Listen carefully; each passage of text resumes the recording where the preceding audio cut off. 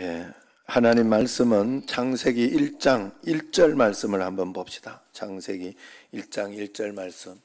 안 봐도 다 아는 건데 같이 한번 고백하며 우리 한번 외워봅시다. 시작. 태초에 하나님이 천지를 창조하시니라. 할렐루야. 하나님은 천지를 태초에 하나님이 옛날에 창조했다는 게 아니라 지금도 하나님은 나를 창조하셨다는 뜻이에요. 이 말은 그리고 계속해서 앞으로도 이 창조의 역사는 말씀으로 계속 되어진다는 것을 의미하고 있습니다. 그래서 오늘도 여러분 우리 이 창조의 역사가 내 삶 속에 그래서 빛이 있으라 말씀으로 하나님이 인도하셨고 역사하셨고 계속 인도해 오신 것처럼 아브라함과 이삭과 야곱을 계속해서 인도해 오신 것처럼 지금 여기에서도 우리 삶을 인도하고 계신 줄로 꼭 믿으시기를 바랍니다. 자, 집에서 이제 하기 때문에 차량으로 왔다 갔다 하는 시간도 없고 그렇습니다. 그래서 1시간으로 오늘 못 끝내요. 내가 영상만 해도 이게 50분이 넘고 영상은 마지막에 간증이 끝나고 나서 잠시 멈췄다가 잠깐 제가 한마디 하고 그 Q&A 질문과 답을 볼지 안 볼지 그것도 한 10분 되니까 볼지 안 볼지 한번 생각해 봅니다. 그러나 편안하게 여러분 집에서 예배 드리니까 편안하게 그리고 조금 더 시간이 간다고 드라마 못 보는데 이런 생각할 것 같으면 꺼요. 그러면 걱정 안 해도 돼. 나는 어차피 못 보고 있으니까 나는 이것만 보고 예배 드리고 있냐 안 드리고 있냐 이것만 확인하니까 그렇게 하시고 욕하지 마세요. 목사님 막 길게 한다고 욕하지 마세요. 내가 미리 말씀드리는 거예요. 안 그러면 사람이라는 게 자기 틀, 자기 생각이 있어가지고요. 자꾸 자기한테 맞춰요. 자기한테 맞춰요. 그건 아니에요. 여러분 꼭 교회가 있으면 교회에 맞춰야 되고 어떨 때는 이렇게도 하고 저렇게도 하면 그냥 내가 할 수 있는 데까지 교회 와서도 혹시 예배 시간에 제가 오후 예배 때 늘 그 이야기 하잖아요. 예배 시간이 강사가 와가지고 예배 시간에 와서 길어지고 그렇게 하면 조용히 약속이 있으면 나가면 돼요. 조용히 나가서 그렇게 하면 되지 그거는 욕할 필요 없어요. 하나님께 예배 드리는 건데 내가 다른 예배 시간을 이렇게 했다가 다른 약속을 잡아놨다가 어쩔 수 없다 그럴 때는 내가 내 자신이 그렇게 하면 되니까 그걸 가지고 죄질 필요가 없는 거예요. 자, 오늘 영상은 사랑의 교회에 지난주 일인가 이왕재 교수님이 서울대 교수님이더라고요. 그런데 이왕재 교수님 하면 그냥 비타민C 이렇게 생각을 하는데 이분이 비타민C도 하는 것이 그냥 하는 게 아니에요. 자기가 어느 날 하나님께 기도하다가 말씀 듣고 마음속에 내가 이걸 꼭 전파해야 되겠다 싶어서 하는 거더라고요. 그래서 뭐 비타민C 어느 제약회 비타민C 사 먹으라 이게 아니니까 그거는 뭐 이야기할 건 없어요. 그죠? 거기에서 비타민C 제약회사에서 이분이 돈 받는 것도 아니고 그렇기 때문에 우리 국민 건강 또 하나님 나라를 위해서 이렇게 도와주는 거니까 그렇게 하시고 지금은 비타민C 이야기 보다가는 제가 이렇게 말씀 듣다 보니까 간증이 있고 이분에게 간증이 있고요. 그 다음에 또 이분이 또 여러 가지 코로나나 이런 거에 대해서 잘 분석을 해줬더라고. 지금 이게 어떤 것인가를 잘 분석해 줬더라고. 그래서 저도 이렇게 마음속에 그런 생각이 좀 있었어요. 교회나 이런 데 보면 마스크만 잘 쓰면 서로 막 만나서 밥 안 먹고 마스크만 잘 쓰고 가면 괜찮은데 이상하다. 왜 자꾸 이렇게 될까 하는 그런 것 가운데 또 지금도 막 교회가 20명 어떤 이야기 나오고 나는 다 믿을 수 없어요. 그러니까 여러분 꼭 그렇게 해서 그러나 여기에서 우리가 마스크도 잘 쓰고 또 그리고 다른 곳에서 여러분들이 꼭 조심해야 돼요.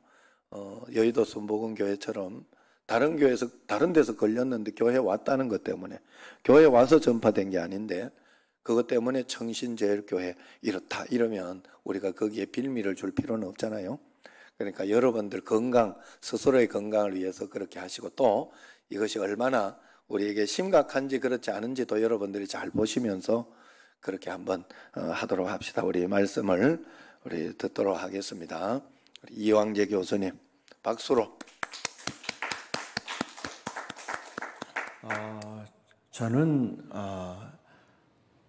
하나님의 축복을 정말 많이 받은 사람입니다. 저는 지금은 뭐 별로 시골이라고 얘기할 수 없지만 그 당시에 제가 태어날 당시에는 전기불도 들어오지 않는 지금은 평택이라는 곳인데 그곳에 태어나서 지금까지 왔는데 사실 뭐 그곳에 살할 때 제가 당연히 공부를 잘 했겠죠. 그래서 오늘날 이곳까지 올 수 있었지만 뭐 여러분들 잘 아시는 것처럼 전국 시골이 얼마나 많습니까? 초등학교가 얼마나 많습니까? 그 초등학교마다 공부 잘하는 학생들은 다 있습니다. 그러나 저도 마찬가지로 공부 잘하는 한 어린 아이였지만 좋은 부모님을 만났습니다. 비록 시골에서 농사를 지으시는 부모님이셨지만 일찍이 하나님을 영접한 그러한 가정에서 제가 자랐습니다. 그래서 그 하나님 나라에 대한 그 소망을 가지고 어렸을 적에 자랄 수 있었다는 것이 저는 얼마나 감사한 일인지 알 수가 없고, 오늘날 제가 이 사랑의 교회 이 강단에 설 수 있는 그런 축복까지 하나님께서 허락하신 그 근거가 바로 어렸을 적부터 하나님의 말씀을 배우고 자랐기 때문일 것을 저는 분명하게 믿고 있습니다. 농사를 지으시는 아버님이지만 형제들 중에 제일 똘똘했던 제가 제일 막내였지만 너는 이 시골에서 있으면 안 된다. 저를 뒷받침해 줄 만한 재력도 없으시면서 경제력도 없으시면서 매일 떠나야 된다. 서울로 가라. 해서 사실은 고 중학교 때부터 서울로 오려고 했지만 그때 서울에서 대학을 다니던 형님의 만류로 고등학교 때 비로소 서울로 상경을 할 수가 있었습니다. 물론 당연히 하나님의 축복으로 인해서 그 시골에서 감히 상상도 할 수 없는 경기고등학교라고 하는 그러한 고등학교에 들어갈 수가 있었습니다. 여러분들 그것은 인간이 아무리 제가 생각을 해도 그 당시에 가능한 일이 아니었습니다. 그런데 하나님의 축복으로 경기고등학교를 나왔고, 여러분들 경기고등학교 나왔다고 해서 다 서울대를 또 가는 것이 아닙니다. 그 중에 한 절반만이 서울대를 갑니다. 또 의대를 가는 것은 또 그보다 더욱 어려운 일입니다. 또 의과대학을 갔습니다. 여러분들 그것도 서울의대입니다. 여러분들 잘 아시지 않습니까? 서울의대는 얼마나 많은 분들이 그 자녀들을 보내고 싶어하는 많은 분들이 신들이 오는 줄 압니다. 죄송한 얘기지만 누추한 인간들이 옵니다. 제가 그 인간들을 가르치고 있는데 결코 신들이 오지 않습니다. 그렇지만 세상 사람들은 대단한 것으로 생각을 합니다. 또 그 서울의대에서 제가 160명의 학생이 같이 들어갔는데 그 중에 한 5% 정도만이 의과대학에 남아서 모교에 남아서 교수가 됩니다. 여러분들 저는 또한 그러한 그 끝까지 하나님의 축복을 받고 서울의대의 교수가 되어서 오늘 아까 목사님께서 말씀하신 것처럼 정확히 일주일이 남았습니다. 제가 2020년 8월 30일로 제 방을 빼야 됩니다. 그래서 9월 1일부터는 그 방에 갈 수가 없습니다. 제가 사실 거의 30년 이상을 임대를 받고 썼는데 이제는 그 방을 떠나야 되는 그런 때가 왔습니다. 자, 여러분들 제가 돌아보건대 이렇게 서울의대의 교수가 되기까지 사실은 인간적으로는 불만스러운 부분들도 있었지만 지금 돌아서 생각을 해보니 하나님이 곳곳에 천사들을 세우셔서 부족한 자를 인도해 주셨습니다. 제 능력보다 훨씬 많은 것을 주셨다는 겁니다. 성경의 사도 바울의 고백이 똑같다는 걸 저는 느낍니다. 결코 여러분들 잘 아시잖아요. 저는 정말 공부 잘하는 사람들 속에서 지금까지 살아왔습니다. 똑똑한 사람들 너무나 많이 봤지만 똑똑하다는 것이 얼마나 허망한 것인지를 저는 압니다. 백지장 하나의 차이입니다. 지적 능력의 차이일 뿐 그분의 삶의 능력의 모든 것을 대변하는 것이 아니라는 것을 알게 되었습니다. 하나님이 그분을 어떻게 쓰시느냐 하는가에 따라서 그분의 삶은 달라집니다. 여호와를 경외하는 것이 지혜의 근본입니다. 그것을 아는 사람과 알지 못하는 사람의 그 삶의 차이는 하늘과 땅이라고 저는 감히 여러분들에게 증언합니다. 저는 한순간도 하나님이 나와 함께 하시지 않는다라는 생각을 해본 적이 없습니다. 홀홀 단신, 저는 정말 부모님을 15살에 부모님을 부모님의 품을 떠나서 지금까지 물론 결혼을 해서 지금은 가정을 이루고 있지만 정말 여러분들 부모님의 사랑을 받지 못하고 객지 생활을 했습니다. 그때마다 하나님께서는 천사들을 붙여주셔서 제 삶을 정말 너무나 영화롭게 인도해 주셨습니다. 여러분, 하나님의 메시지는 분명합니다. 하나님을 믿고 확실하게 따르는 사람에게는 하나님은요, 그 미래가 확실합니다. 그 사람의 삶을 온전하게 높이 들림받은 삶으로 인도해 주신다는 사실은 성경만이 하는 얘기가 아니라 제가 살면서 그것을 확실하게 느꼈습니다. 저는 여러분들 소위 말하는 세상에서 최고의 지성인입니다.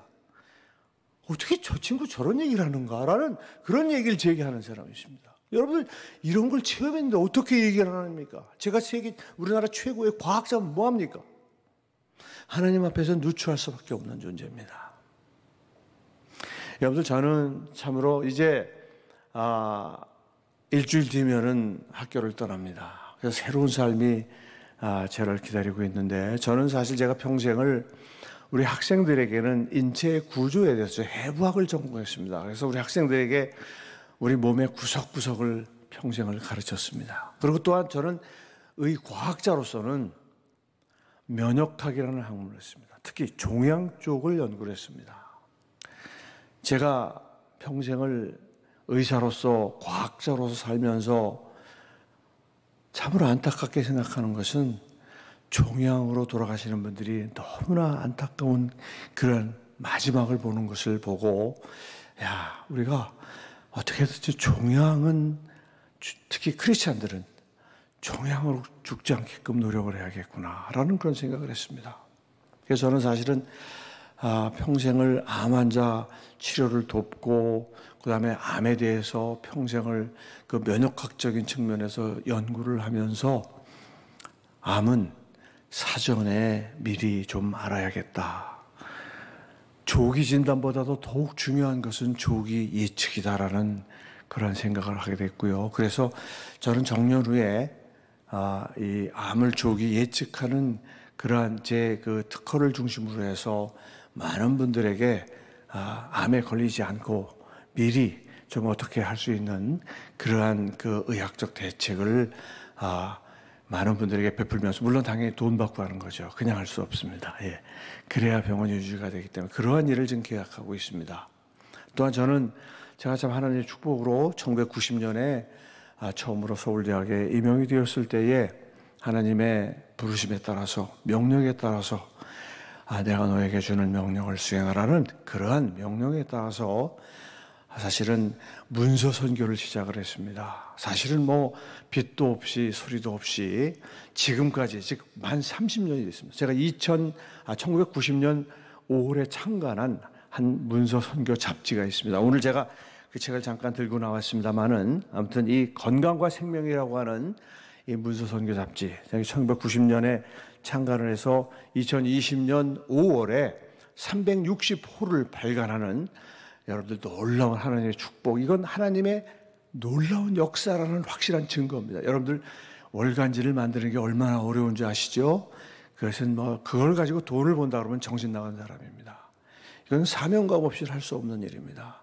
하나님이 지켜주시지 않으면 30년을 견딜 수가 없습니다. 그 유명한 생터조차도 여러분들 재정난 때문에 문을 닫았다가 뭐 일부의 독재가들에서 다시 살아나는 것을 보고, 여러분들 이 책을 30년을 만든다는 게 얼마나 어려운지 알 수가 없습니다. 특히 여러분들 지금 시대가 어렵습니다. 지금 기독교가 점점 쇠락하고 있습니다. 여러분들 지금 뭐 기독교를 향한 압박이 장난이 아닙니다. 여러분들 뭐 좀 이따 제가 말씀을 드리겠지만 새로운 크리스찬들이 만들어지고 있지 않습니다. 유일하게 질병에 걸린 분들 중에서 하나님을 영접하는 분들이 놀랍게 새롭게 매년 만들어지고 있다는 사실 여러분들 아셔야 됩니다. 여러분, 인간은 병에 걸리면 약해집니다. 아무리 똑똑한 분이라 하더라도 현대의학이 고칠 수 없는 질병성에 빠지면 극도로 낮아지게 되어 있습니다. 그때에 하나님이 찾아가시는 놀라운 역사를 우리는 많이 체험합니다. 바로 이 책이 그러한 역사의 주인공 노릇을 해왔습니다. 서울대병원에 온 많은 환자들이 종교가 무엇이든지 간에 자기 남편, 자기 아내, 자기 가족이 수술을 앞에 놓고 찾는 곳이 교회입니다. 기도할 곳이 교회밖에 없습니다. 기적적인 방법으로 서울대 병원 안에 병원 교회가 만들어졌고 그 병원 교회 안에는 이 책이 비치되어 있습니다. 또한 병원 외래마다 이 책이 공급이 되어 있습니다. 그래서 이 책을 보고 하나님을 알지 못하는 분들이 하나님을 영접하는 놀라운 역사가 매년 수십 건씩 이루어지고 있다는 사실입니다. 저는 여러분들 제가 이렇게 돈을 받고 파는 책을 들고 나와서 여러분들에게 말씀을 드리는 것으로 인해서 책을 팔러 왔구나라는 생각을 하시는 분이 있다면 신앙을 점검하시기 부탁을 드립니다. 지난 30년 동안 제가 이 책을 통해서 하나님의 놀라운 역사를 체험한 것을 여러분들에게 증거하기 원하는 것이고, 지금 전국에 450개의 원목실이 있습니다. 여기 원목실이 뭐 하는 데인지 아시죠? 하나님의 말씀을 가지고 병든 자들을 구원하기 위해서 있는 분들인데, 너무나 안타깝게도 재정적인 문제로 인해서 450개의 원목실 중에서도 50개밖에 이 책이 공급되고 있지 못합니다. 많은 분들이 후원해 주셔서 그나마 50개의 병원에는 들어가고 있지만 400개의 병원에 아직 들어가고 있지 못합니다. 그래서 저는 우리 사랑의 교회의 많은 성도님들이 이 구령의 역사에 같이 참여를 해 주실 것을 부탁을 드립니다. 400개가 남아 있습니다. 너무나 감사하게도 한국기독의사회와 서울기독의사회가 이 책을 나머지 400교회 원목실에 공급하는, 그래서 구령의 역사를 이루자라는 일을 자기들의 사업으로 금년부터 시작을 했다는 놀라운 그런 소식을 여러분들에게 전해드립니다. 또한 저는 여러분들 하나님의 축복으로 인해서 생명과학자로서 정말 놀라운 축복을 받았는데, 바로 제가 목사님께서 아까 말씀을 하신, 저는 평생을 비타민C라고 하는 인간의 생명의 근본적인 역할을 하는 물질을 제가 35년 전에 만났습니다. 그래서 그것을 평생 연구를 해서, 여러분들, 저는 비타민C는 여러분들조차도 비타민C 그까짓 게 뭐야?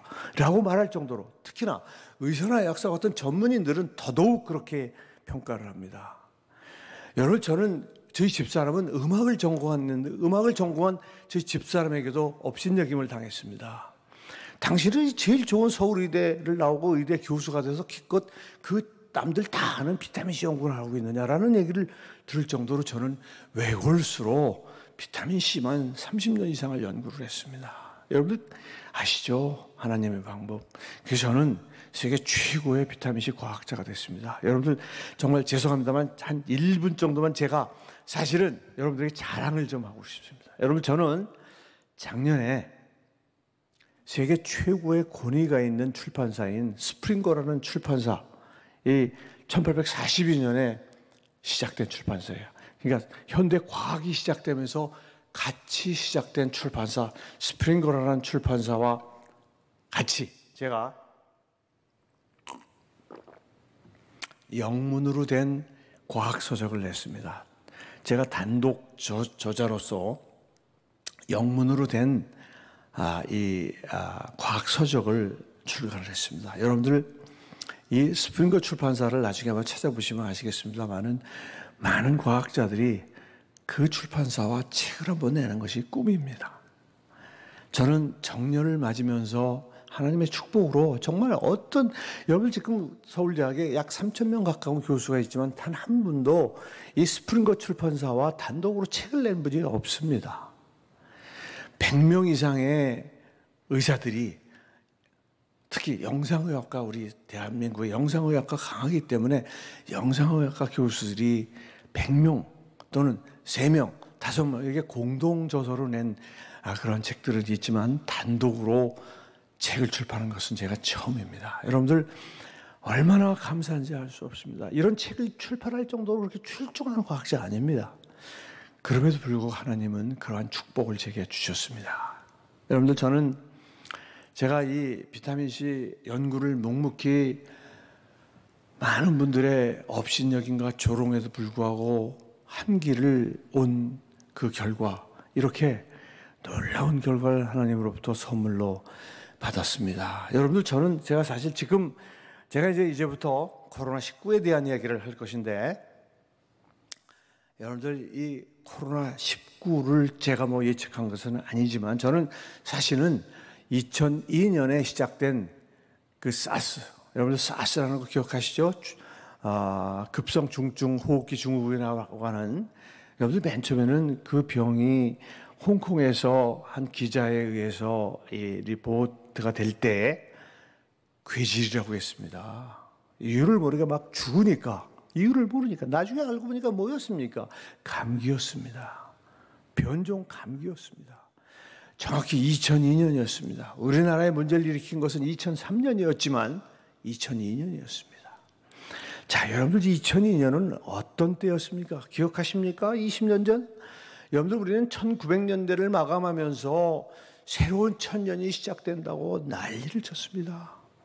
뉴 밀레니엄 시대라고 해가지고 전 우주적으로, 전 지구적으로 얼마나 많은 행사들을 하고 난리를 쳤습니까? 여러분들, 그때 과학자들은 이제 IT 시대가 가고 BT 시대, 즉 생명과학의 시대가 시작된다라고 온 천하에 선언을 했습니다. 여러분들, 그 생명과학의 시대를 선언할 때 그 과학 기술의 핵심이 뭐냐? 유전자 조작입니다. 그 당시 미국을 중심으로 해서 휴먼 지놈 프로젝트라고 하는 것이 시작되면서 인간의 유전자를 분석하겠다고 하는 그러한 것이 선포된 것이 동시 2000년이 열리면서 있었던 일인 것입니다. 여러분들 기억하시겠지만, 그 유전자 조작이라는 기술뿐만 아니라 줄기세포라는 또한 새로운 개념의 과학기술이 새로운 밀레니엄을 빛내는 그런 과학기술이었습니다. 한 일그러진 과학자 때문에 대한민국이 전 세계에 망신을 당한 그런 일을 여러분들은 기억하실 것입니다. 여러분들, 한 과학자가 일그러지면 어떻게 되는지를 우리는 명명백백하게 보았습니다. 여러분들, 그렇게 시작된, 즉 2002년에 시작된 사스는 알고 봤더니 인류와 역사를 같이 한 감기였다는 것입니다. 과학자들이 그 병원체를 발견하고 깜짝 놀란 겁니다. 이거 뭐야? 코로나 바이러스잖아. 코로나 바이러스는 여러분들 아시는지 모르지만 여러분들 지금 몸속에 다 가지고 계신 바이러스입니다. 여러분들의 코 속에, 목구멍에 다 있습니다. 그 바이러스가요. 그러고 날씨가 쌀쌀해지면 언제든지 그놈들이 자기 생존을 위해서 그 안에서 증식을 하는데 사람 세포 속으로 들어가야만이 증식이 가능합니다. 그리고 여러분들, 그놈이 증식하고 빨리 나와서 밖으로 나가든지 이 근처에 있어서 언제든지 출구 전력을 가지고 있어야 되기 때문에 호흡기 깊이 들어가지 않습니다. 그래서 우리가 그 감기를 다른 말로 상기도 감염이라고 하는 것입니다. 제일 흔한 것이 코입니다. 그 다음에 기껏해야 여러분 목구멍을 우리가 인두라고 얘기합니다. 인두. 조금 더 들어가 봐야 후두까지 가는 것을 우리가 상기도 감염이라고 합니다. 감기는 대표적인 상기도 감염이고 인류와 역사를 같이 하면서 내과 책에 그 치명성에 대해서 기록이 되어 있지 않을 정도로 아주 유연한 질환입니다. 누가 감기 걸리면 죽는다는 생각을 합니까? 그런데 말입니다. 여러분들, 2000년 새로운 생명과학의 시대라고 정말 빵빠를 올리면서 시작한 2002년 막 초에 나타난 그 괴질은 알고 봤더니 변형된 감기, 더 깊이 연구를 해보니 사람과 사람 사이에 주고받는 감기가 아니고 사양 고양이라고 하는 인간이 아는 다른 동물의 코로나 바이러스가 변종을 일으켜서 사람에게 온 것이다라는 것이 밝혀지기 시작을 했습니다. 여러분들, 과학적으로 좀 더 얘기하자면 무슨 얘기냐면, 코로나 바이러스는 종간의 벽이 명확했습니다. 고양이는 고양이끼로, 사람은 사람끼리, 돼지는 돼지끼리, 개는 개끼리 자기들끼리밖에 주고받을 수밖에 없습니다. 여러분, 그럼 왜 그럴 것 같습니까? 왜냐하면 구조가 약간 다릅니다. 다르기 때문에 사람 세포 속에 들어갈 수가 없어요. 여러분들 그 바이러스는 사람 세포 속에 들어가야만이 증식이 가능합니다.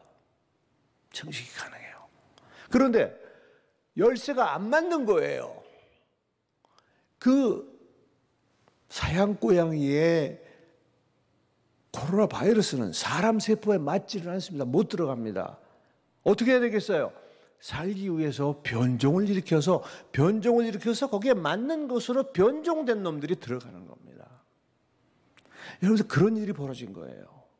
사냥고양이, 그 농부가 자기가 키우던 그 고양이의 코로나 바이러스가 그 농부를 감염시킨 거예요. 변종을 일으키면서. 그런데 여러분들 사냥고양이 감기도 감기일 뿐이에요. 사람의 감기와 마찬가지일 줄 알았더니 놀랍게도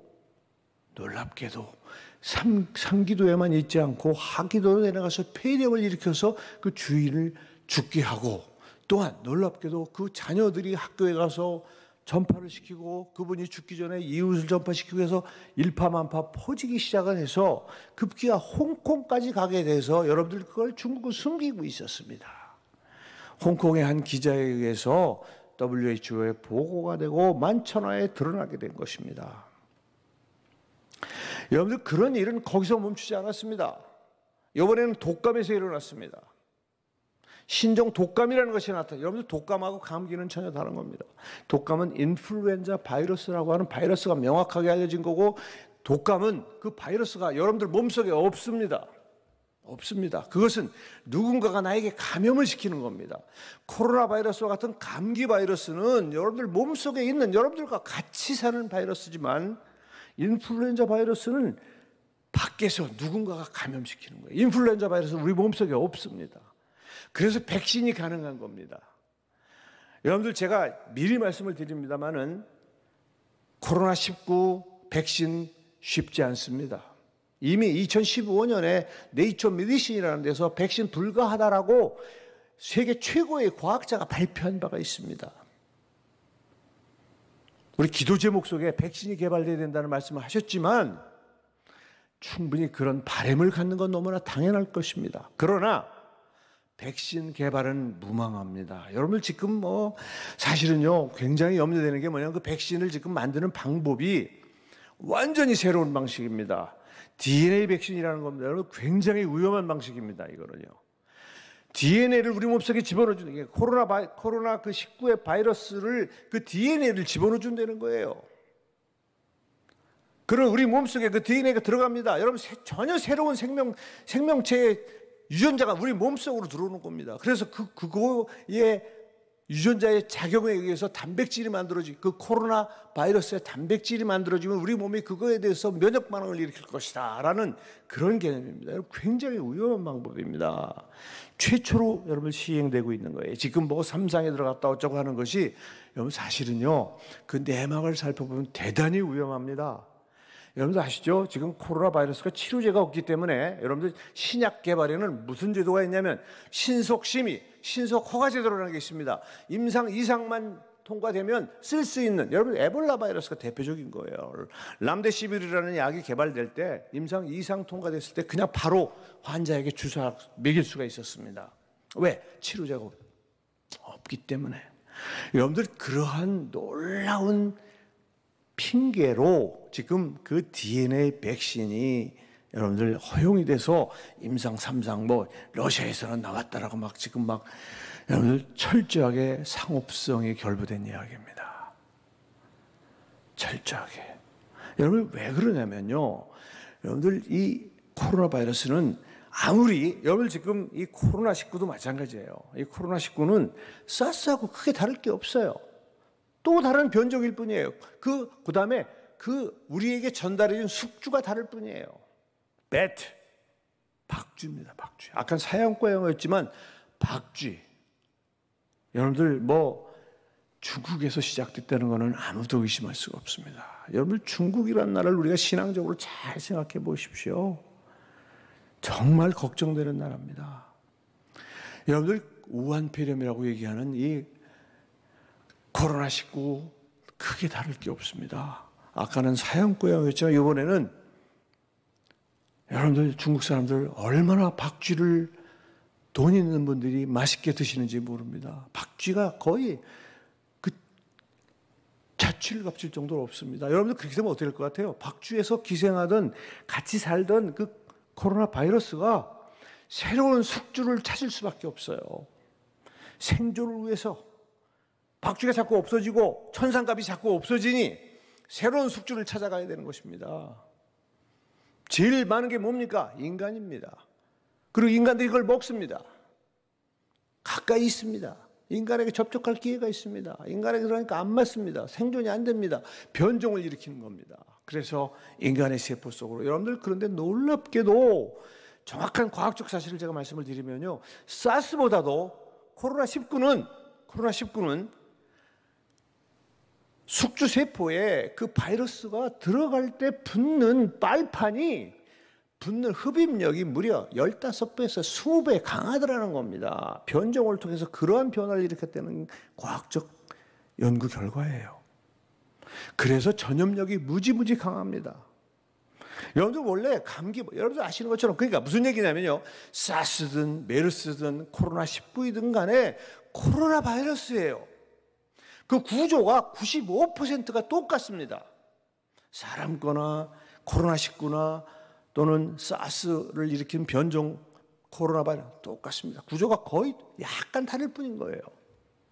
여러분 그런 우리 몸에 있는 그런 거이기 때문에 백신 예방주사가 만들어질 수가 없는 거예요. 거의 안 됩니다. 그 약간의 변화 다른 부분을 가지고 여러분 백신이라는 게 뭐예요? 우리 몸에 없는 거를 집어넣어줬을 때 그걸 면역세포가 기억을 해서 그 다음에 똑같은 놈이 들어오면 강하게 면역 반응을 일으키는 게 백신인 것입니다. 그런데 코로나19든 사스든 메르스든 코로나 바이러스예요. 비슷하단 말이에요. 구조가. 그렇기 때문에 백신이 만들어지는 건 대단히 어렵고요. 또 하나 여러분들 상업성의 문제인데 과연 백신이 물론 맨 처음에는 지금 전 세계가 공포에 빠져 있기 때문에 아마 나온다 그러면 엄청난 분들이 그 백신을 맞으려고 할 것인데 이미 그 부작용이 장난이 아닌 것이 이미 논문으로 많이 드러났습니다. 그 부작용이 장난이 아닙니다. 과연 여러분들 제가 좀 이따 말씀드리겠지만 과연 그 부작용을 감내해가면서 그 백신을 맞을 것이냐라는 생각을 해야 될 정도로 여러분들 그 효능도 검증이 되지 않았을 뿐더러 아무튼 여러 가지를 생각을 해야 된다는 점을 여러분들에게 말씀을 알 수가 없습니다. 여러분들 예컨대 인플루엔자 바이러스는 완전하게 그 전체가 항원이 됩니다. 그래서 백신이 잘 만들어집니다. 여러분들 지금 사실은 뭐 다 맞고 있습니다. 어느 정도 효과가 있기 때문에. 그러나 그 효과도 그렇게 대단하지 않습니다. 인플루엔자 백신조차도. 생각해 보십시오. 여러분들 전 세계에서 가장 많은 돈을 에이즈 백신에 투자한 나라가 미국이에요. 엄청난 돈을 투자했어요. 에이즈 백신 만드는 거 그렇게 어려운 일이 아니에요. 근데 결국 실패했잖아요. 여러분들 아시죠? 결국 실패했습니다. 왜요? 변종을 만들기 때문에. 만들어서 사람들이 백신을 맞기만 하면 변종이 생겨서 완전히 새로 걸린 사람도 전혀 예방 효과가 없는 거예요. 포기했습니다. 미국이요. 여러분들 아시잖아요. 지금 이미 벌써 이 코로나 바이러스 변종이 나왔다는 얘기를 하고 있습니다. 예측이 되지 않으십니까? 백신이 성공적으로 만들어졌다 하더라도 여러분들이 쓸 수가 없습니다. 새로운 변종 바이러스에서 공격을 받기 때문에. 여러분들 저는 백신에서와 아무 상관도 없습니다. 저는 과학자입니다. 백신이 만들어져야 된다고 생각하는 사람이에요. 그러나 실상을 여러분들이 아셔야 된다는 거예요. 특히나 DNA 백신은 정말 위험합니다. 그 DNA 속에 하이드로젤이라고 하는 바이오 칩을 집어넣는 장난도 할 수가 있습니다. 그러면 그 칩이 영원히 여러분들 몸속에서 빠져나가지 않습니다. 여러분들 죽는 날까지 그 칩에 의해서 어느 사람에게 조종당할 수도 있는 그러한 위험성도 있는, 여러분들 이것은 가상의 얘기가 아닙니다.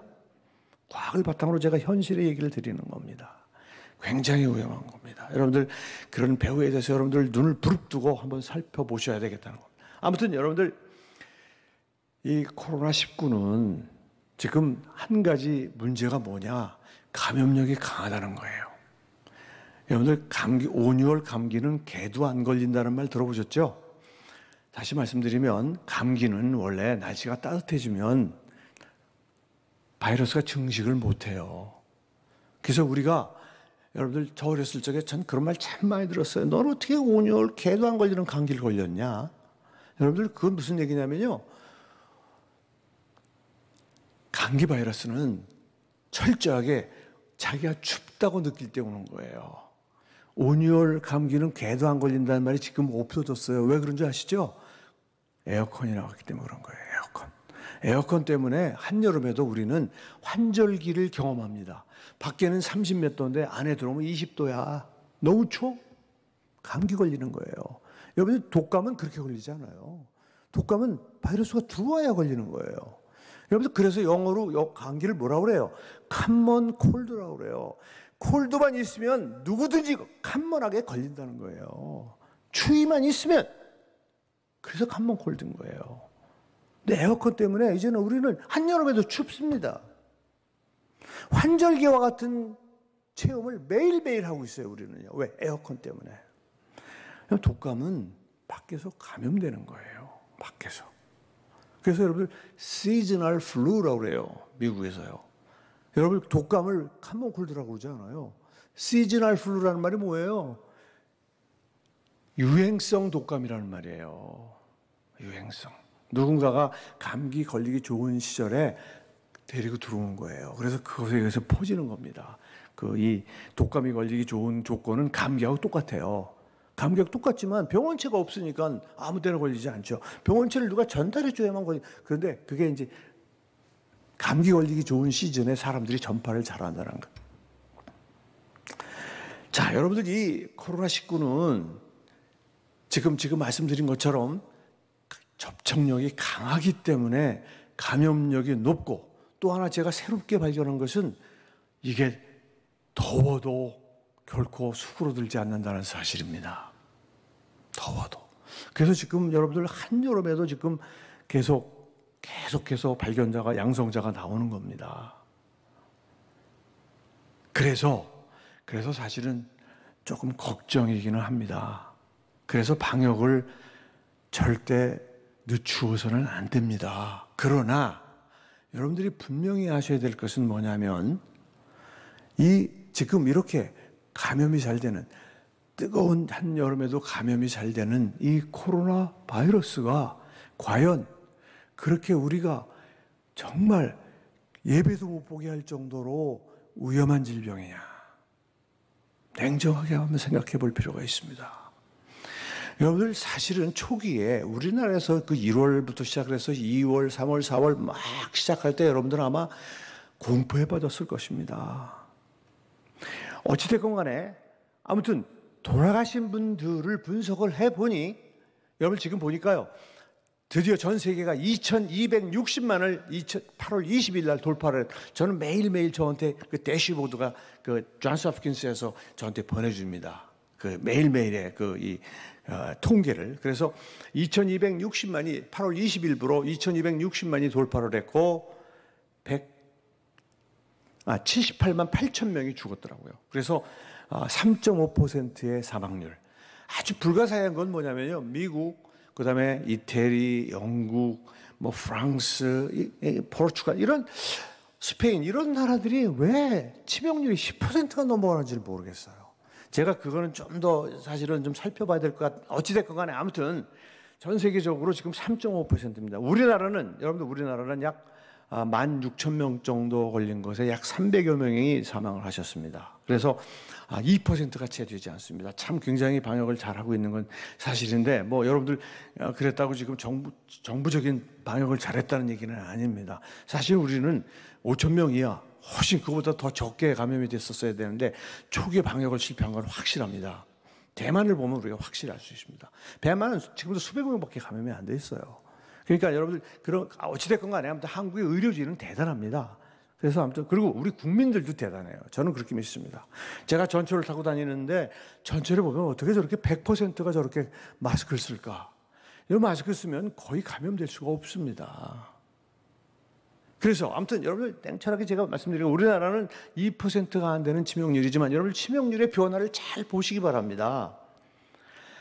2월, 3월, 4월 말까지는요. 죽는 얘기가 그냥 계속 신문을 도배를 했습니다. 몇 명이 죽었다. 어디서 어느 병원에서 누가 죽었다 했는데 여러분들 지난 5월 말 이후에 신문을 통해서 여러분들 죽었다라는 얘기를 들어보셨습니까? 10,000명까지 우리나라가 늘어날 때는 10,000명까지 늘어날 때는 한 2, 3% 정도였어요. 치명률이. 여러분들 그 뒤에 6,000명이 늘어날 때는요. 1%가 안 됩니다. 그리고 전 세계적으로 우리나라를 포함해서 전 세계적으로 돌아가신 분들을 분석해 보니 어떤 분들이 돌아가시냐면요. 기저질환이 있는 분들이 돌아가셨어요. 그리고 그거를 통계를 내서 논문을 내신 분이 있어요. 그 논문을 보니까 45%는 3개의 기저질환을 가지고 있었다는 거예요. 그 다음에 그 45%를 포함해서 2개 이상을 가지신 분들이 75%. 그러니까 100%가 1개 이상의 기저질환을 가진 자들이 돌아가신 겁니다. 여러분들 기저질환이라는 거는 여러분들 나도 뭐 고혈압 치료받는데 그러니까 나도 여러분들 고혈압 그냥 치료받으면서 직장생활 하시면서 신앙생활 하시는 분들은 그거는 기저질환자가 아니에요. 여러분들 여기서 말하는 기저질환자라 하면 일상생활을 하기 어려운 분들을 얘기하는 거예요. 어느 한 곳에 제한된 곳에 갇혀 지내시는 분들, 치료를 위해서 그런 분들을 얘기하는 거예요. 여러분들 생각해 보세요. 저는 면역학자예요. 기저질환이라는 것은 뭐냐 하면 여러분들 몸속에 내란이 일어난 거예요. 내란이 일어난 거예요. 그러면 그 내란을 위해서 우리 몸에 있는 모든 에너지가 소모됩니다. 아무런 힘이 없어요. 더군다나 2개, 3개를 앓고 있다고 하면 어떻게 될까요? 우리 몸이 전혀 힘을 못 씁니다. 그런데 그때 아주 별거 아닌 균이 들어오죠. 그 균에 의해서 죽는 거예요. 여러분 에이즈 환자들이 에이즈로 죽는 게 아니에요. 거의 대부분이 평소에 우리에게 그냥 흔하게 왔다가 가는 그러한 병원체들에서 죽는 거예요. 그래서 에이즈가 무서운 거예요. 면역이 저하돼요. 여러분 면역 저하의 대표적인 예가 바로 후천성 면역 결핍증이라 에이즈라는 거예요. 여러분 생각해 보세요. 그걸 10년, 20년, 30년을 앓으신 분은 그 내전으로 인해서 아무런 힘이 없어요. 죽을 수밖에 없어요. 여러분 무슨 얘기인지 아시겠어요?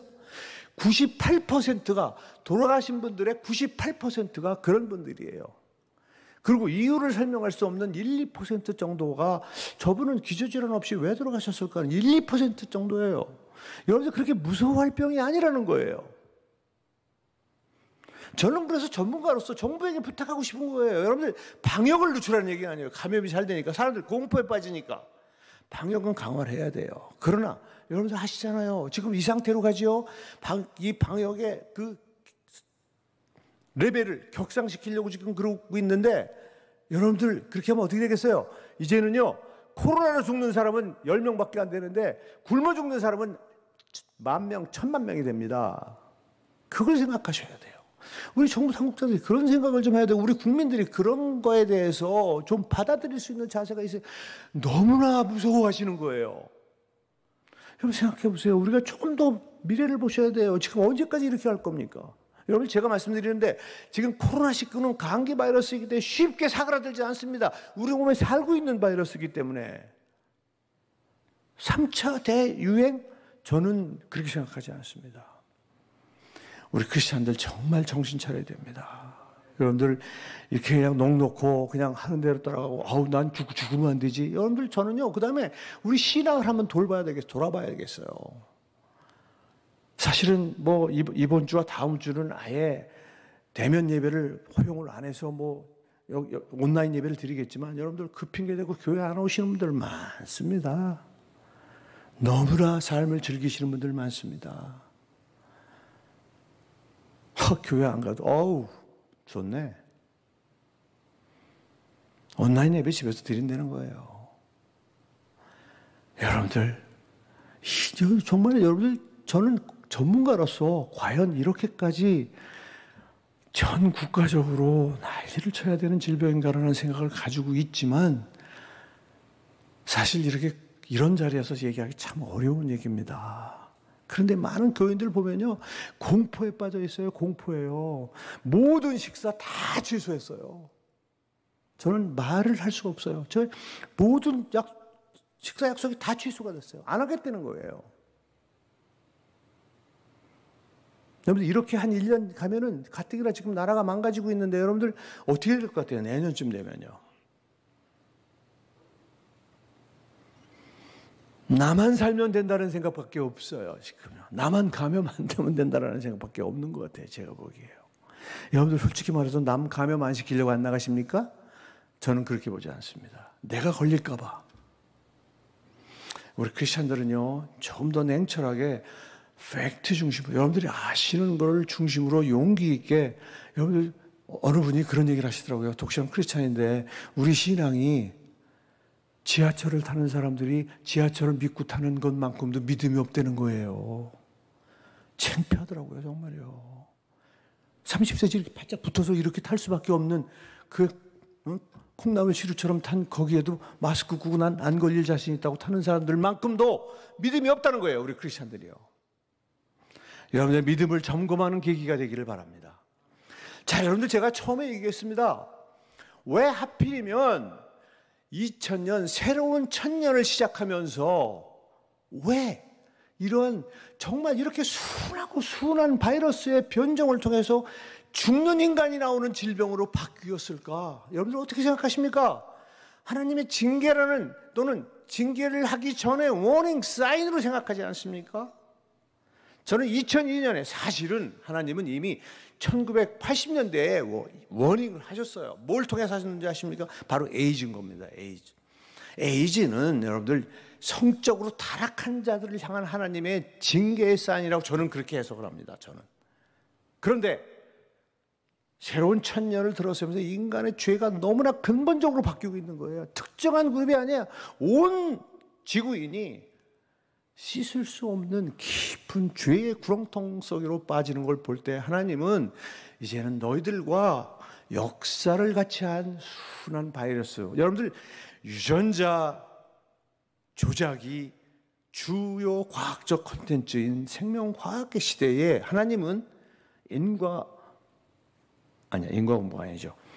이 성경에 나오는 그 봉의 법칙, 이해는 이, 눈에는 눈의 법칙에 의해서 바이러스로 된 그것도 인간과 바이러스는 여러분들 유전자라는 거 아시죠? 바이러스는 세균하고 달라요. 바이러스는 유전자 그 자체예요. 그래서 DNA 바이러스, RNA 바이러스 그렇게 해요. 여러분 DNA, RNA가 유전자 아닙니까? 바이러스 종류가 두 가지밖에 없어요. DNA 바이러스, RNA 바이러스.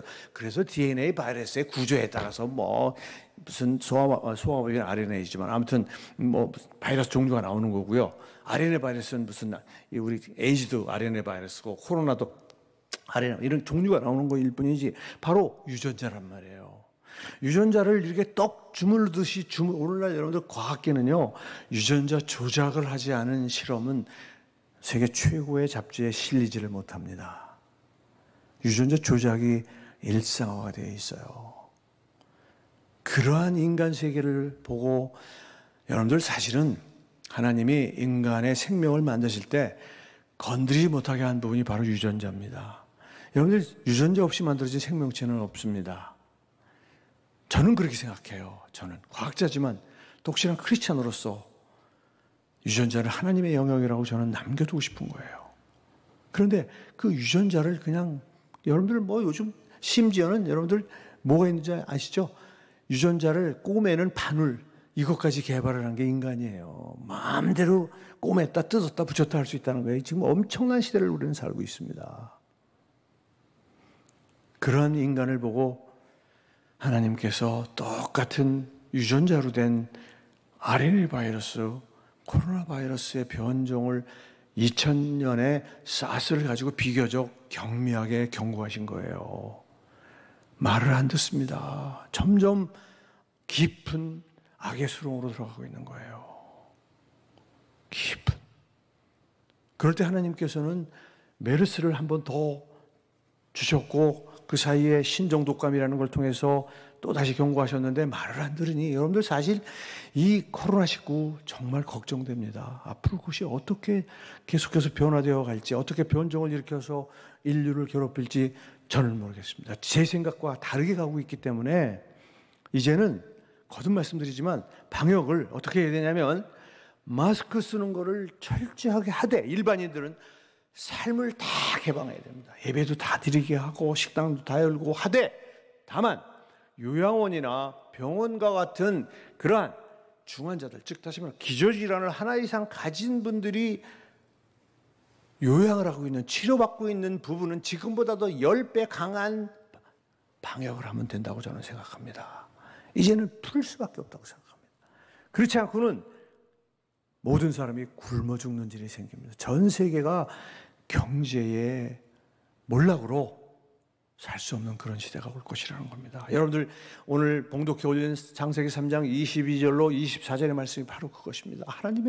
하나님은요, 여러분 생각해보면 창조시대 이 창세기는 모세 오경의 제일 첫 번째 기록입니다. 거기에 생명나무 열매가 나와 있다는 걸 여러분들 어떻게 생각하십니까? 하나님은 21세기에 일어날 이런 것들을 다 알고 계셨던 것입니다.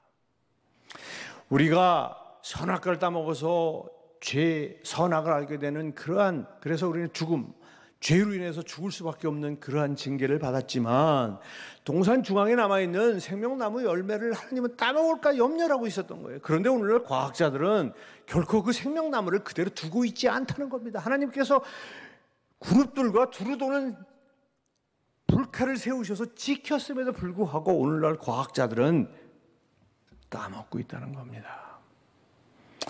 여러분들에게 마지막으로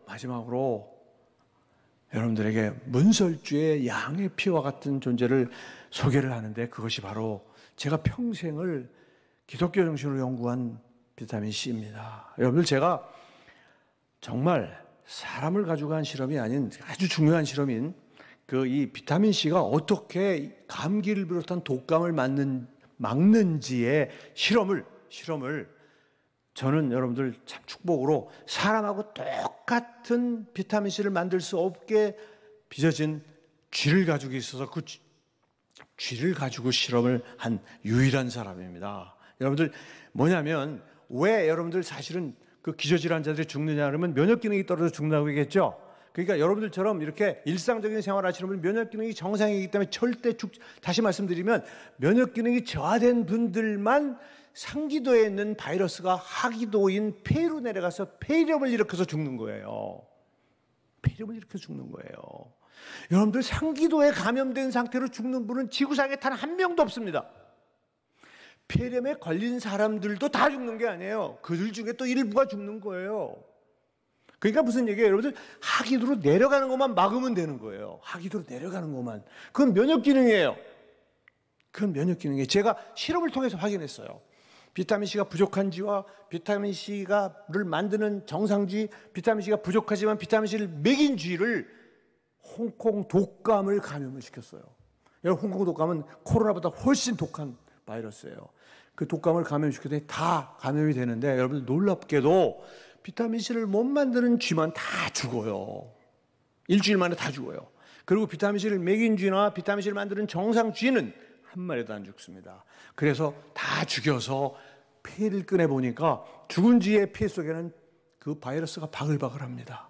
죽지 않은 쥐를 죽여서 폐를 꺼냈더니 거기에는 바이러스가 하나도 없어요. 폐렴이 오지 않은 거예요. 그래서 안 죽은 거예요. 그러면 이놈들이 왜 폐렴이 왔을까? 그래서 여러분들 기관지 그 점액을 꺼내서 점액을 분석해 보니 놀랍게도 면역 기능이 떨어져 있는 비타민C가 부족한 쥐 속에는 여러분들 바이러스에 대한 중요한 면역 기능을 담당하는 알파, 베타, 인터페론을 포함하는 여러 가지 여러분들 사이토카인이 부족하다는 사실을 제가 처음으로 밝힌 사람이에요. 비타민C를 충분히 먹으면 최소한도 코로나19에 걸릴지언정 절대 죽지 않을 수 있다는 것을 보여주는 동물 실험, 살아있는 동물 실험이에요. 시험관에서 한 실험이 아닙니다. 여러분, 쥐나 사람이랑 쥐에서 한 실험을 사람에서 그 실험을 어떻게 합니까? 사람에서 그 실험을 할 수가 없어요. 그리고 여러분들 이미 중국이나 미국에서 비타민 C가 중증 코로나 환자에게 엄청난 효과가 있다고 하는 것은 이미 학문적으로 잘 알려져 있습니다. 그런데 왜 안 쓰느냐? 비타민 C가 너무 쌉니다. 그동안 개발하는 엄청난 치료제나 백신 이런 것들이 무력화가 됩니다. 여러분들 아시죠? 세상은 상업 논리에 의해서 넘어갑니다. 경제 논리에 의해서 돌아갑니다. 아시지 않습니까? 미국 의료계에서 인정을 하지 않습니다. 그거 인정하는 순간 너무 비타민C는 너무 쌉니다. 다 망합니다. 그것만 가지고요. 여러분들 이 얘기는 여러분들 판단하기에 따라서 각기 다르게 생각하실 수 있습니다만은 분명합니다. 여러분들 제가 비타민C 연구했기 때문에 주장하는 게 아니라 굉장히 많은 논문들이 있습니다. 여러분 아시잖아요. 초기에 우한 폐렴이 돌 때 중국의 한 의사가 그 사실을 알고 중국 정부에다가 신청해서 이 중환자들에게 내가 주사를 좀 하는 거 허락했잖아요. 여러분들 엄청나게 많은 사람을 살렸어요. 확실합니다. 그래서 유명한 잡지에도 실리고 했는데도 여러분들 이렇게 무섭습니다. 세상에. 진리만이 통하는 세상이 아니라는 겁니다. 진리가 통하게끔 우리가 기도하고 노력해야 된다는 걸 얘기하는 것입니다. 자, 여러분들 제가 약속한 시간이 다 되어서 오늘 아무튼 나름대로 그 짧은 시간에 다 말씀을 드리느라고 그냥 막 발버둥을 했는데 아직도 좀 미진한 부분은 있지만 이쯤에서 제 강의를 마치도록 하겠습니다. 고맙습니다. Q&A 시간 갖겠습니다. 어떻습니까? 어서 나가십시오.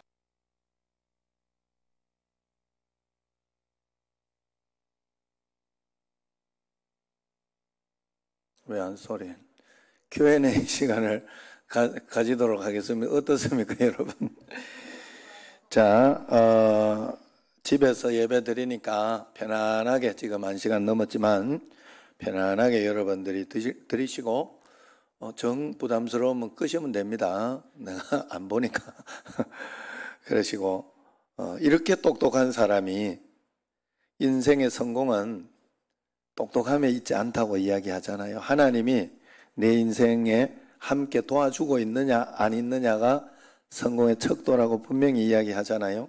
그리고 하나님을 확실히 따르는 사람은 하나님께서 분명히 도와주신다 이야기하잖아요. 그래 여러분 그것도 비타민C 이런 거에 대해서 이렇게 또 부정적이고 나도 결석 이야기를 들었어요. 결석 이야기를 들었는데 거기에 대해서 잠깐 Q&A 그 문제에서 잠깐 설명을 해주더라고. 그래서 여러분들이 나도 지금 비타민C나 이것은 먹기는 하는데 조금 더 철저히 먹어야 되겠다 하는 마음이 드네요. 그래 한번 Q&A 한번 보도록 하겠습니다.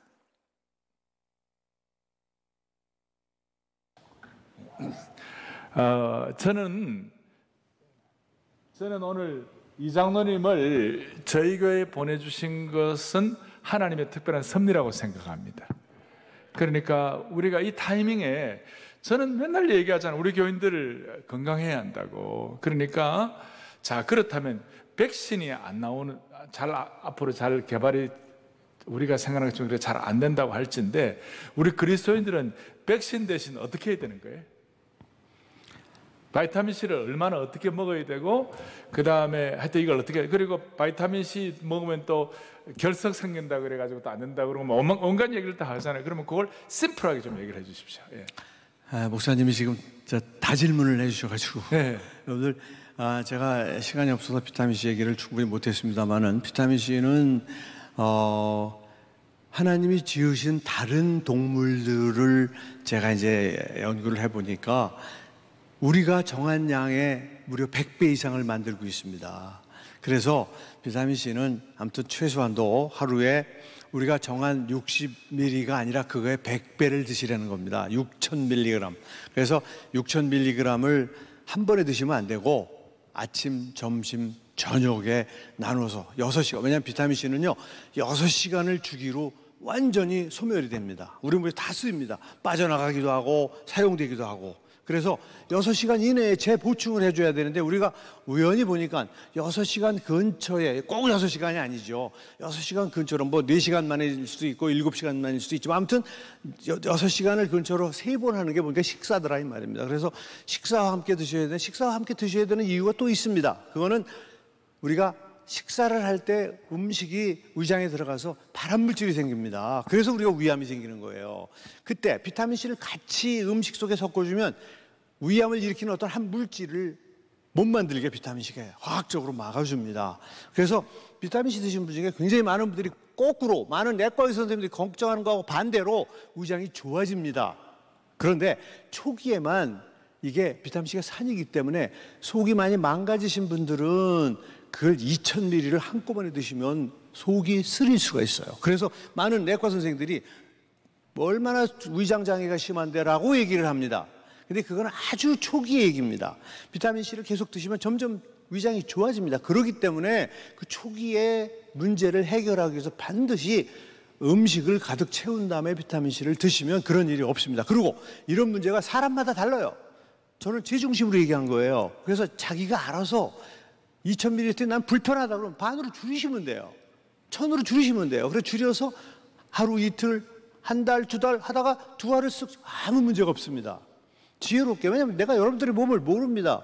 여러분들의 몸 상태는 여러분들이 잘 아시기 때문에 제가 준 지침을 중심으로 해서 자기 몸에 맞추시면 됩니다. 그 다음에 결석의 문제는요, 맞습니다. 결석이 이게 이제 좀 유식한 얘기로 여러분들 수산화칼슘, 우리 대한민국 사람에게 제일 많이 생기는 결석이 수산화칼슘이에요. 그런데 비타민C가 대사가 되고 남는 물질이 수산이라는 게 나옵니다. 그래서 칼슘도 많고 수산이 많은 사람들은 요로 결석이 생길 수가 있습니다. 이론적으로. 그런데 저는 엄청난 양을 먹습니다. 저는 여러분들에게 6000ml라고 그러면 저는 뭐 20g 이상씩을 먹고 있습니다. 그걸 30몇 년을 했습니다. 저는 근데 돌이 안 생겨요. 여러분 그게 무슨 얘기냐면 제 주위에는 돌 생긴 사람이 없어요. 그게 무슨 얘기냐면 칼슘하고 수산이 있다고 해서 꼭 돌이 생기는 게 아니에요. 그 두 놈이 만나는 조건이 뭔지 모르지만 있어야 돼요. 그래야 돌이 생기는 거예요. 그러니까 무슨 얘기냐면 나는 한 번이라도 결석으로 고생을 해본 적이 있다 하는 사람은 그분은 조건이 완성이 되어 있는 분이에요. 그런 분에게 재료를 공급해주면 더 잘 생기죠. 그래서 나는 한 번이라도 결석에 걸린 적이 있는 사람은 비타민C를 드시면 조금 더 자주 생깁니다. 그건 확실해요. 제가 부정하는 게 아니에요. 그런데 여러분들 어차피 결석은 여러분들 물을 많이 드시는 수밖에 없어요. 결석은 비타민C 안 드셔도 생기는 분은 계속 생깁니다. 안 생기는 분은 영원히 안 생겨요. 그러니까 생기는 분들은 비뇨기과 아주 유능한 의사들 얘기하면 어쩔 수 없습니다. 그렇다고 밥 먹는 걸 밥을 굶어야 돼. 그러면 안 생깁니다. 밥 굶으면. 굶어 죽죠. 그죠? 그러니까 밥을 먹어야 되듯이 드시고 물을 많이 드시면 여러분들 소변이 많이 나온다는 얘기는 소변이 농축이 안 된다는 얘기예요. 농축이 된다는 얘기는 결석이 생기는 속도가 커지고 빨리 커진다는 거죠. 커지기 전에 소변으로 빼내면 되는 거예요. 근데 그냥 물을 안 드시는 분이 계세요. 그래서 여러분들 결석 환자가 언제 실려 들어오느냐? 한여름에 실려 들어옵니다. 땀을 많이 흘리는 여름에 응급실에 많이 결석 환자가, 겨울에는 거의 결석 환자가 응급실에 오질 않습니다. 왜? 겨울에는 계속 이 땀이 안 나기 때문에 소변으로 모든 걸 빨리빨리 배출하기 때문에 겨울에는 결석 환자가 거의 오질 않습니다. 한여름에 땀을 많이 흘리는 때만 오는 걸 생각해 보시면 여러분들이 어떻게 해야 되겠다라는 거. 제가 결코 부작용이 없다는, 그게 딱 하나 부작용이에요. 비타민C. 부작용 없습니다. 부작용에 대한 질문을 안 받습니다. 이제 더 이상. 오케이. 자, 한 가지 더. 그러면 사랑의 교회 교인분들뿐만 아니라 한국교회 교인들이 예를 들어서 미리미리 하루에 식사할 때마다 비타민C를 3000mg이다. 그렇게 먹으면 면역이 강화되는 거죠. 당연하죠. 네. 비타민C는 면역이 강화되면 코로나가 와도 괜찮다는 당연하죠. 그거는 제가 실험으로 확인했다고 했죠. 동물 실험을 통해서요. 오케이. 면역 기능이 떨어지기 때문에 그 바이러스를 죽일 수 있는 면역 기능이 떨어진다는 거예요. 그래서 하기도로 내려가는 거예요. 여러분들 그 바이러스를 죽이는 물질 알파 베타 인터페론이 기관지 점액에 있으면 바이러스가 밑으로 내려갈 수가 없어요. 거기서 딱 멈춘단 말이에요. 근데 그게 없으니까 마음 놓고 내려가는 거예요. 그리고 여러분들 아시는 것처럼 이 바이러스가 굉장히 빨리 증식을 해요. 숫자가 너무 많아요. 숫자가 너무 많으면 밀려서 내려갑니다. 오케이. 그래서 제가 한 가지만 더 말씀드리면, 제가 이제 이런 얘기를 굉장히 좀 힘든 얘기인데, 절대 우리 이 사랑의 교회 교인들 중에 어떤 분이라도 혹시 열이 날 때 여러분들 정말 잘 하셔야 돼요. 열이 날 때 해열제를 드시면 안 됩니다.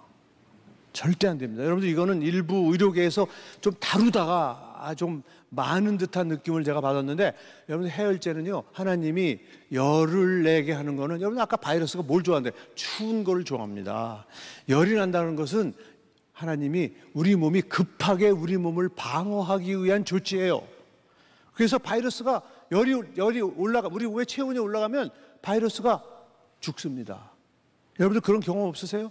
열이 날 때 저는 우리 어머니가 쌍화차 뜨거운 걸 먹이면서 이불을 뒤집어 씌우셨어요. 그랬더니 30분 만에 땀이 펄펄 나더라고요. 끝난 겁니다. 우리 몸이 바이러스를 이긴 겁니다. 여러분들 땀이 난다는 얘기는 바이러스가 죽었다는 걸 사인이에요. 그런데 대부분이 해열제를 드시고 계시더라고요. 여러분들 어떻게 생각해요? 해열제는 강제로 온도를 낮추는 거예요. 그러면 바이러스는 너무 신이 나죠? 지금 바이러스 죽이려고 우리 몸에 열을 올린 건데 그걸 인위로 낮춰주니까 바이러스는, 여러분 해열제는 뭐예요? 적이에요, 아군이에요? 여러분들 적이네요. 잘 생각해 보십시오. 해열제는 정말 드시면 안 됩니다. 여러분들 정말 당부드립니다. 해열제 드시지 마시고, 여러분들 몸에 열이 나서 죽는 사람 없습니다. 5살 이내에 어린아이들만 열성경련이 염려되니까 5살 이내의 소아들은 병원에 데리고 가세요. 그리고 그 5살 이상의 어른들은요, 절대 해열제 드시지 마십시오. 여러분들 열로 죽은 예가 있으면 저한테 알려주세요. 열이 나서 고열로 내가 죽었다 하는 의사 선생님들, 특히 제가 많은 의사들한테 강의하면서 얘기했어요. 고열로 죽은 사람 나한테 케이스 보고하라. 여러분 하나님은 그렇게 어리석지 않습니다. 오케이. 자, 그러면 이제 너무 귀한 말씀이고, 그럼 우리가 앞으로 해야 할 일은 요양병원이라든지 기저질환 환자라든지 그런 게 약한 그런 지역은 방역을 아주 강화하고, 그렇죠. 그 다음에 이제 교회 주일 예배도 우리가 방역 지침을 잘 지키는데 너무 두려워할 필요는 없다는 거예요. 그럼요. 그러면 전혀 두려워할 필요 없어요. 전혀 두려울 필요 없어요. 그러면 예를 들어서 확진 환자들이 옆에 있는 사람들이 막 전염된다고 그러잖아요. 밥 먹으면서 전염된다고 그러고 속으로만 전염. 그건 어떻게 되는 거예요? 연구된 게 있어요. 여러분들 확진 환자가 있다 하더라도 확진 환자도 마스크를 쓰고 나도 마스크 썼을 때 지금 연구에 의한 결과는 가능성이 1.5%라고 되어 있어요. 1.5%. 여러분 무슨 얘기인지 아시겠죠? 가면 안 된다는 얘기예요. 환자가 있다 하더라도 나도 마스크를 쓰고 그 환자도 마스크 썼을 때의 감염 확률은 여러분 이건 연구 결과로 잘 나와 있는 얘기예요. 잠깐만. 1.5%예요. 제가 죄송합니다. 그러면 확진 환자들이 옆에 감염됐을 경우는 대부분 마스크를 안 썼기 때문에 생겼다는 거예요. 그렇죠. 그 확진 환자가 마스크를 안 쓸 때 가장 감염이 뛰어납니다. 설령 건강한 내가 쓰고 있다 하더라도 확진자가 마스크를 안 썼을 경우에는 제가 기억을 정확히 못하는데 한 30-40%쯤 됩니다. 그쯤 되고, 근데 확진자가 마스크를 썼을 경우에는 10%로 뚝 떨어집니다. 그리고 상대편까지 같이 쓰면 거의 감염이 안 된다라는 게 지금 연구 결과로 나와 있는 데이터예요, 이미. 그건요. 오케이. 그다음 이제 마지막으로 아까 다 말씀하셨지만 우리 이장로님께서 코로나 바이러스라든지 한국 교회를 앞에 마지막 당부하고 싶은 말씀 한마디 딱 하고 정리하십시다. 저는 아까 말씀드린 것처럼 우리 교회가 우선 좀 바짝 경성을 해서 그래서 알아야 된다는 거죠. 그래서 교회는 방역을 소홀히 해서는 안 됩니다. 그래서 교회의 방역의 틈을 이용해서 그것이 사탄들이 들어올 수 있는 틈이 돼서는 안 되지만, 그러나 여러분들 이거보다 훨씬 심한 일제시대 때도 신앙을 지킨 분들이 얼마나 많았습니까? 여러분들 일제시대 탄압보다 훨씬 약한 탄압인데도 우리의 신앙이 지금 접히고 있다는 사실에 대해서 저는 너무나 안타까운 마음입니다. 그래서 아무튼 목사님들을 중심으로 해서 이 평신도들 전체가 하나가 돼서 담대하게 우리가 본을 보이면서 이걸 이겨나갈 수 있기를 부탁을 드리겠습니다. 무슨 말 하는지 알겠죠, 여러분? 정말로 우리가 하나님 앞에서 정말 조심하고 그렇게 해야 되지만, 저도 이걸 통해 가지고 이런 거구나, 감기나 뭐 바이러스나 이런 거였구나 하는 걸 좀 알게 됐어요. 그래서 여러분, 제가 늘 말씀드렸지만 교회 와서 마스크 잘 쓰시고 서로 막 그렇게 막 이야기하지 않고 그렇게 하면요, 걸릴 일이 없다 하는, 저는 그런 주의자입니다. 또 여기 이분이 맞는 이야기가 왜 그런가 하면, 어렸을 때 우리 집에 저는 우리 예정이가 열이 안 떨어졌어요. 열이 안 떨어져 가지고 한 3, 4일 계속 굉장히 최고도 열로 가가지고 이게 병원에 있는데 병원에서 뭐 맞아서 열 떨어지는 뭐 그거 맞는데도 안 떨어져, 열이. 죽는 줄 알았어, 우리는. 그러면 죽는 줄 알았어. 안 죽었잖아, 지금. 진짜 말 그대로 멀쩡하잖아. 그게 신기했는데, 이유가 지금 이야기를 들어보니까, 하나님이 그렇게 만들어 놨구나 하는 걸 내가 이제 깨달은 거예요.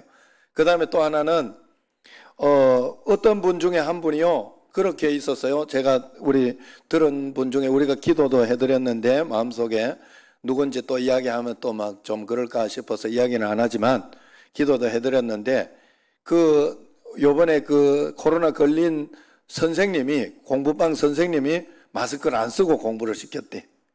그런데 그 학생이 거기에서 마스크를 쓰고 공부를 했어요. 그래가지고 그 집 가족이 다 검사를 했어요.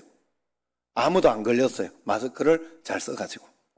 그래, 여러분들이 이게 코하고 이쪽에 여기 있다잖아요. 그래서 비타민C 열심히 먹으면 이제 여기 중간에서 더 안 내려간다 하자, 면역력이 생겨서. 난 그 원리도 이제 알았네요. 원래 우리에게 있는 그런 것이라는 걸 이제 알았어요. 그래서 여러분들이 그런 마음 가지고 하나님 앞에, 그래서 이럴 때 제가 늘 이야기하는 걸 절대 간과하지 마세요. 여러분들이 집에서 예배 드리고 지금 영상으로나마 예배 드리는 분들은 굉장히 신앙이 좋은 분들이, 그러나 그러다가 보면 아까 이 교수님 이야기한 것처럼 나태해질 수 있어요. 사람은 그래요. 나도 그런데 여러분들이 안 그렇다는 거는 그럴 수가 없어요. 나도 그렇다니까. 목사인 나도 이미 이런 거, 이거 뭐 사실 나는 여러분들을 안 보니까 나만큼 편한 사람 어디 있어? 대충 하면 되지. 안 그래요? 그런데 그래 놓으면 같이 망하는 거거든. 나도 망하고 여러분도 망하는 거예요. 교회는 진짜 신앙 만들어 놓지 않으면, 진짜 하나님 만나게 하지 못하면 끝나더라고. 3년을 넘기지 못해요. 3년 동안 싸우다 가요, 그 사람은. 여러분, 그렇게 된다고. 그러니까 여러분 진짜 하나님 만나야 돼요. 하나님에 대한 간증이 있어요. 실제로 살아가면서 하나님에 대한 간증이 있어야 돼요. 하나님이 지금 나와 함께 진짜 역사하고 계시구나, 이런 거 인도하고 계시구나, 꼭 만나야 된단 말이에요. 하나님 앞에 꼭 그렇게 하시길 바라요. 지금 여기 오늘 헌금도 11조 헌금, 선교 헌금, 건축 헌금, 11조 헌금, 또 선교 헌금, 또 3일 11조 기도회 수요일 헌금, 또 감사 헌금, 또 감사 헌금, 11조 헌금, 이렇게는 또 교회 와서 헌금하고 가신 분이고, 11조 헌금, 구제 헌금, 선교 헌금, 또 이분들은 온라인으로 헌금한 분들입니다. 여러분들이 은혜 가운데서 이렇게 저렇게도 하시고, 또 하나님 앞에서 이럴 때 더 한 번 더 교회 와서, 제가 이렇게 보니까 낮에 교회 와서 기도하시는 분들이 많으시더라고요. 그래서 꼭 여러분들이 그렇게 하시면서 하나님 앞에서 내 신앙은 내가 지켜야 됩니다. 내 건강 내가 지키는 것처럼 내 신앙 내가 지키지 않으면 여러분들이 반드시 넘어지게 돼 있어요. 그래서 하나님 앞에 제가 지금까지 본 바로는 그래요. 신앙 지키는 사람은 넘어지는 것 같으나 반드시 일어나요, 그 사람은. 그렇기 때문에 여러분 걱정하지 마시고 믿음대로 잘 살아가시기를 주의 이름으로 축원합니다. 기도하겠습니다. 하나님, 2주 동안 하나님 대면하지 못하고 온라인으로 계속 드리고 있습니다. 더 큰 은혜와 복을 주시고, 특별히 지금은 또 홍수난 지가 얼마 되지 않았는데 또 태풍이 올라오고 있습니다. 바람이 심하게 불고 있습니다. 하나님, 이것도 잘 지나가게 하시고, 하나님, 그런 가운데 우리가 하나님 없이는 살 수 없다는 거 알고, 그러나 또 어려운 가운데 있지만 하나님이 계시니까 언제나 극복할 수 있다는 것을 알고 믿음으로 살아내는 저희들이 꼭 되게 하옵소서. 이제는 우리 주 예수 그리스도의 은혜와 하나님 아버지의 극진하신 사랑과 성령님의 교통하심이 말씀을 통해 주님을 의지하고 동의하고 믿음으로 나아가기 원하여 여기 모인 모든 성도님들 위해 이제부터 영원까지 함께 하시기를 간절히 축원하옵나이다. 아멘.